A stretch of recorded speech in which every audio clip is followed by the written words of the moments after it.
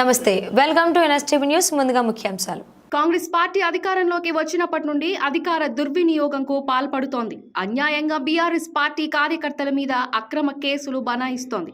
రాష్ట్ర వ్యాప్తంగా ఇదే ధోరణి ఉందన్నారు. ఈ కార్యక్రమంలో పాల్గొన్న ఎమ్మెల్యే డాక్టర్ సంజయ్, బీఆర్ఎస్ జిల్లా అధ్యక్షుడు విద్యాసాగర్ రావు మీద కేసులు మోపేటటువంటి ప్రయత్నం చేస్తూ ఉన్నది.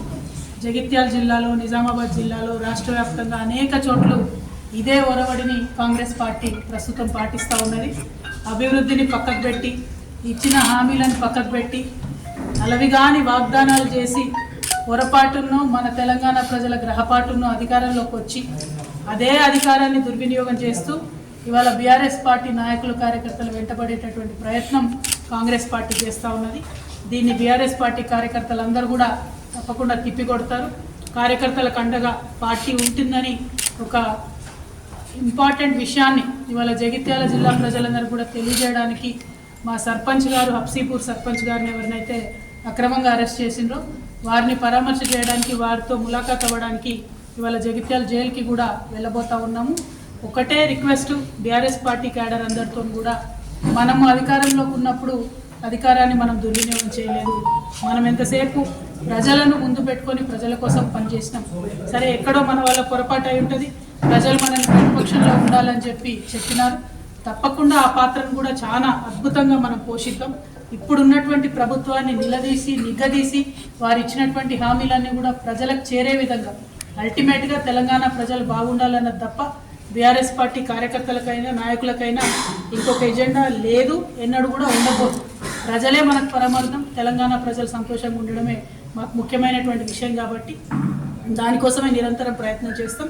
ఆ ప్రయత్నంలో ఇప్పుడు అధికారంలో ఉన్నటువంటి కాంగ్రెస్ పార్టీ నాయకులు ఎంత ఇబ్బంది పెట్టినా కూడా ముందుకే పోతాం తప్ప వెనక్కి పోము. ఎందుకంటే ఈ అక్రమాలు, అన్యాయాలు చాలా చూసినాం తెలంగాణ ఉద్యమ సందర్భంలో కూడా.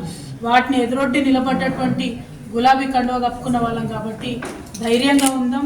ఖచ్చితంగా వీళ్ళ యొక్క అక్రమాలను ఎదిరిద్దాం. వారు మోపుతున్నటువంటి తప్పుడు కేసులను ధైర్యంగా ఎదుర్కొంటామని చెప్పి పిలిపిస్తూ తెలంగాణ ప్రజలకు రిక్వెస్ట్ చేస్తూ ఉన్నాం. కాంగ్రెస్ పార్టీ అధికారంలోకి వచ్చి 2 రోజులన్నా కాలేదు, కాకముందే వాళ్ళు పాల్పడుతున్నటువంటి అక్రమాలని దయచేసి మీరు కూడా గమనించండి.